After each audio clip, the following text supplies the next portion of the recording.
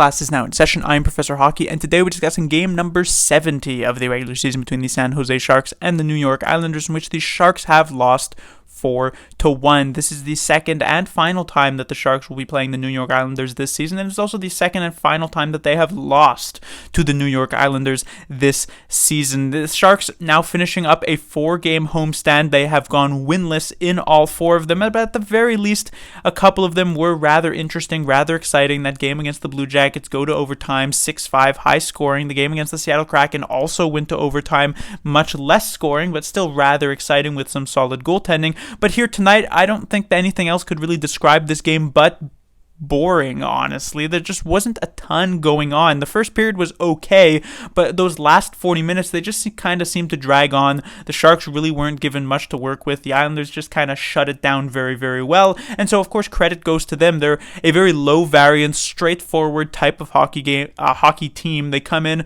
they outwork you, they outmuscle you, and they manage to win games. If they play against teams higher up in the standings, usually those teams will be able to have enough skill to kind of break through what the Islanders do. But since the Sharks just don't really have that skill in the lineup, there was never really any player who was able to be much of a difference maker here tonight. And so it ends up just being a very basic, very just sort of run-of-the-mill 4-1 loss for the San Jose Sharks. Not their worst game of the season, not their most embarrassing game of the season, just yet another loss in a season that has been filled to the brim with them.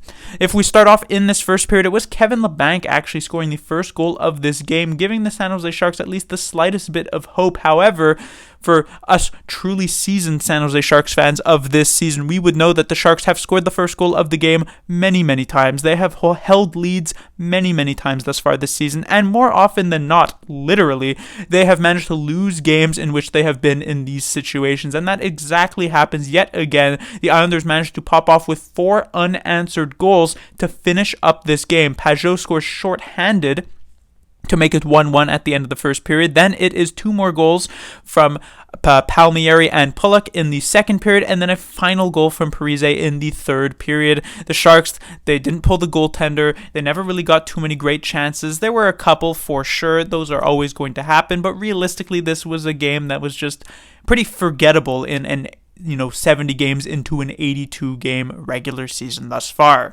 Moving on to the standings here at the bottom, we have yet another newcomer. So previously we had been running with the Arizona Coyotes in 5th last for a while. Then briefly we saw the Philadelphia Flyers, and now we are seeing the Montreal Canadiens. 70 games played on the season as well, same as the Sharks, but they sit at 60 points, 8 points ahead of San Jose. So that would be a gap that would be more or less impossible for the Sharks to actually end up closing. So the highest they could possibly finish at this point, I must say, would probably be about 4th last, and that is where currently the Anaheim Ducks sit. 69 games played, 56 points. That is 4 ahead of San Jose. The Ducks were involved in a very important matchup against the Columbus Blue Jackets just yesterday, and unlike the Blue Jackets Sharks game that went to overtime and as such was a 3-point game, the Ducks actually just defeated the Blue Jackets in regulation, and so indeed they find themselves 4th last with those 56 points, 4 points ahead of San Jose. Meanwhile, the Blackhawks, they played against the Coyotes here tonight. 2 teams who have both been playing very, very well near the bottom of the standings. The Coyotes continue their winning ways while the Blackhawks end up losing, and so they stand pat at 54 points. The Sharks had the opportunity to tie them back up, but with this loss here tonight against the Islanders, they stand pat at the 52. Meanwhile, the Blue Jackets, of course, with their loss to Anaheim, still stay below the 50-point mark at 49, and while they still do have those 2 games in hand, it's a question of they barely beat San Jose and they lost to Anaheim. It's hard to imagine the Blue Jackets win any more than like a game or 2 for the rest of this season, even though they have 14 games remaining. So the Sharks may just very well be trying to hold down this second to last spot at this point here, going into the last 12 games of the season. On to the players to talk about. We had very similar lines to last game with only one substitution, which was Evgeny Svechnikov getting pulled out of the lineup due to injury, and Martin Kaut getting called up on an emergency loan. Important to mention that because while Kaut technically does need to pass through waivers to get sent back down to the minors, when a player gets brought up onto an emergency loan due to injury, that player does not have to pass back through waivers when being sent back down, and that player must be sent back down when the player is once again healthy. So that is the situation here with Martin Kaut. But before we get into his game, we start up on the first line with Barabanov, Hertl, and Johnson. A pretty average, pretty boring game. I mean, I already said that about the game as a whole, and the first line definitely stuck with that. I thought Barabanov had some moments, and like Hertl was okay here tonight, but generally a pretty tame game from the Sharks' first line, if you want to call them that at the very least. When it comes to the second line is where we have a lot more intrigue, and let us start off with William Eklund, who I once again actually thought had a pretty solid game here tonight. Probably one of the better forwards for the San Jose Sharks, certainly in the top 3 of that regard for this game.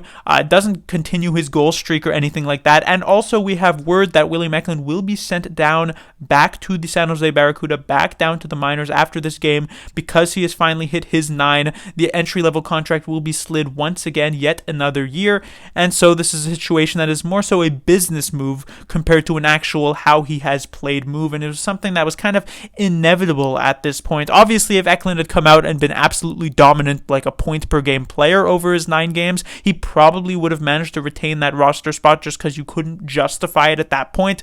But even if he had put up like the 3 points he did, 5 points, 6 points, 7 points, he almost certainly always gets sent down. So it's definitely not an indictment of how he has done. He has played rather well here in the Sharks' top 6, on the Sharks' top power play. He has filled in to the role that he has been given quite significantly. And so we will certainly see him back with the main squad and likely as a mainstay going into the next season. So this does actually beg the question, who takes William Eklund's spot? There are a couple of options if the Sharks want to go a more exciting route in the Barracuda.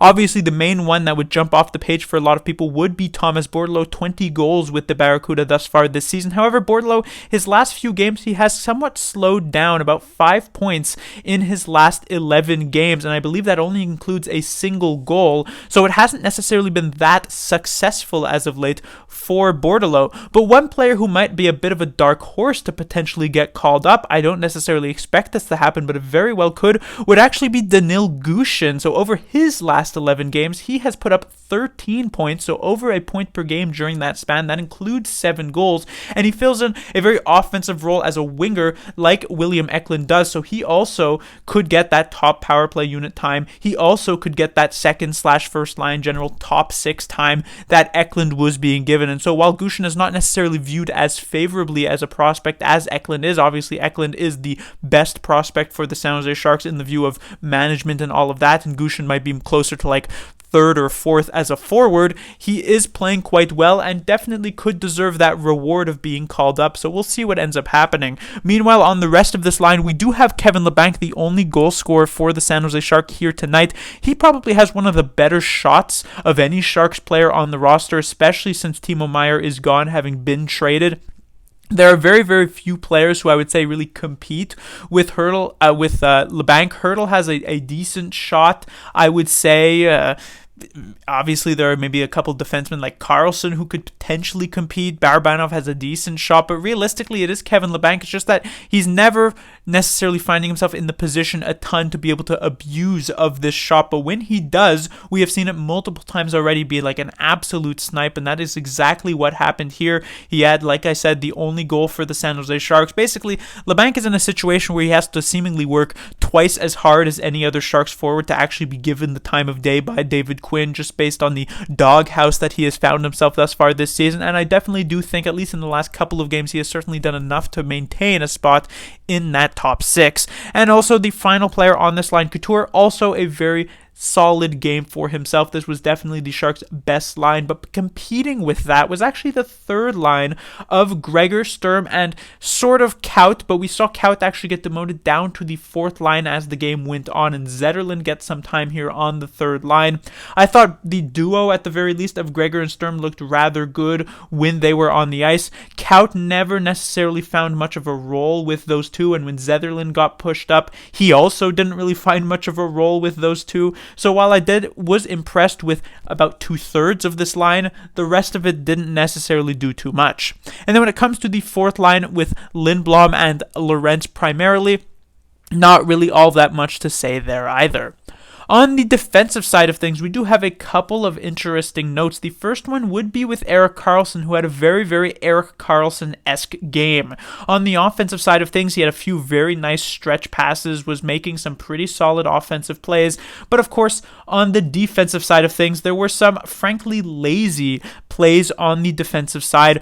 The shorthanded goal from Pageau, this was at the end of a very long shift for Erik Karlsson, so I don't fault him for not necessarily having the speed to compete with Pageau, but what I do fault him here is just the very weak play that he ends up making. He essentially just goes fully committed to a stick check with Pageau, who's kind of bringing this in on the backhand, and Pageau is then able to cut in front of Karlsson and get the puck past Kähkönen, and this is just not something that Karlsson should be allowing. He needs to play the body at least slightly more so that Pageau is unable to cut across like this. This should always end up as a backhand. That's a relatively easy save for Kähkönen to make, but because of this weaker play by Karlsson, this ends up being a shorthanded goal. That actually tied the game and may have been a very big difference maker in this one. And there were a couple of other plays on the rush by Erik Karlsson that again was just, there wasn't necessarily much effort, there wasn't necessarily much push from him, which was rather disappointing to see. On the second defensive pairing, I was rather praising of both Knyzhov and Vlasic in the previous game. This game, not so much. Vlasic had a really bad one here tonight, I think, against the Islanders, so that was somewhat disappointing to see. And then when it comes to the third defensive pairing, I was also relatively disappointing in Benning's performance. He had a rather rough night. Now, that's not only because of the fact that he had to go to the dressing room twice in the first period, the first time due to blocking a shot, the second time due to taking a relatively dirty hit from Cal Clutterbuck. Usually, when it comes to these types of boarding plays, I'm usually leaning towards the not so dirty play, because what we see a lot of the times, and we actually saw this just a few games ago against the Minnesota Wild, what a player will do when they see a hit coming towards them is that they'll turn their back at the last second, and this is something that we saw, like I said, against the Wild. Goligoski does exactly this. He turns his back away from the oncoming checker. I believe it was Noah Gregor, and he ends up getting a penalty for boarding in that case, and I don't really like that, but Benning has his back turned the entire time. Clutterbuck comes in very hard, very fast, hit in the back. I definitely did not like that play. Benning gets injured. There was a 2-minute boarding call, but nothing else off of that. But anyhow, I doubt any sort of player safety will come in the end for Clutterbuck. And Benning, he does end up returning for the rest of the game, like I said, but didn't necessarily look particularly good. And then when it comes to the goaltending here from Kaapo Kähkönen, certainly nothing special from him. A 4-goal against performance. That's not necessarily out of the ordinary for Kähkönen, at least for over the entire season. It is slightly out of the ordinary over his last few games besides that performance against the Blue Jackets. So, not really all that much to say, but that will do it for this review. The Sharks will be back in action on Monday, where they will take on the Edmonton Oilers. They will be heading on the road here in Western Canada, and so we'll see if the Sharks can shut down the 130-plus point player, that is Connor McDavid. I think they'll have their hands full. Class dismissed.